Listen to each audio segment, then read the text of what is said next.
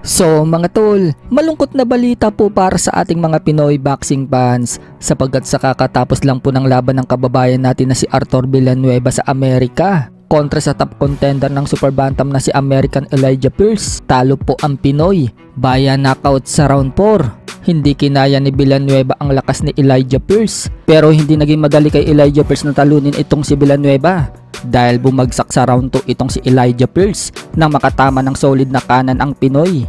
Dahil dyan mga tol, umabante na ang record ni Pierce sa 19 wins and 2 losses, habang bumagsak naman ang record ni Arthur Villanueva sa 35 wins and 5 losses and 1 draw. Pangalawa na nga po si Villanueva ang Pinoy na nabiktima ni Pierce. Kung matatandaan, knockout din ang sinapit ni Mike Plania sa round 3 sa kamay ni Elijah Pierce noong nakaraang taon. Sa kabilang dako naman mga tol, sa naganap naman po na laban noong nakaraang linggo sa Okada, Manila, may isang Japanese fighter ang lumaban sa debut nito sa professional boxing. Nakalaban din niya ang bagitong Pinoy na si Ronerick Ballesteros sa timbang ng lightweight division. Bugbog sarado daw po dyan ang hapon sa Pinoy ayon kay Kevin Asinero, pero nauwi po sa split draw ang laban. Paliwanag ni Kevin the Great mga tol, hindi daw nawawala sa bansa natin ang traidor, mas kinakampihan pa daw kasi ang Hapon kesa daw sa Pinoy.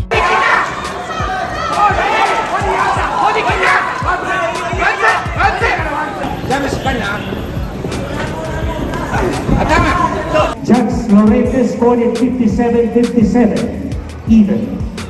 Judge Lopez scored it 58-56, Ballesteros. We have a split draw.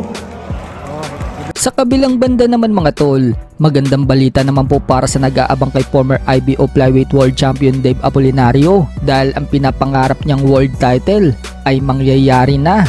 Nag-utos na po kasi ang IBF na maglaban si Dave Apolinario versus Angel Ayala ng Mexico para sa bakanteng IBF Flyweight World title. Mukhang mapapalaban ng gusto si Dave Apolinario sa Meksikano mga tol dahil base sa record nito, hindi pa ito nakakaranas ng talo. May malinis na record itong 17-0, habang si Dave Apolinario naman mga tol, may malinis ding record na 20-0.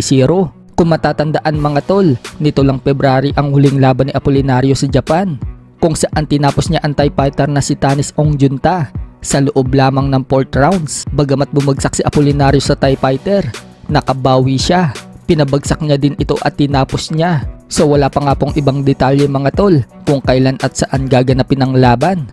Hawak nga po ng Sanman si Apolinario at hawak din ito ng Ohashi Promotion sa Japan. Sa ibang banda naman mga tol, WBA Super Lightweight World Champion Rolly Romero nagpagawa ng chain na Chihuahua na mukha ni Isaac Pitbull Cruz ang nakalagay. Pampaswerte nga daw yan ni Romero mga tol. My good luck charm is Chihuahua Cruz. So it is Chihuahua Cruz. Let's go and take a look at that with our camera. Buwelta naman ni Pitbull sa ipinagawang chain ni Romero. Paparusahan daw niya ito sa gabi ng laban nila. Ngayong linggo na nga po magaganap ang laban na yan mga tol, kaya kaabang-abang din yan.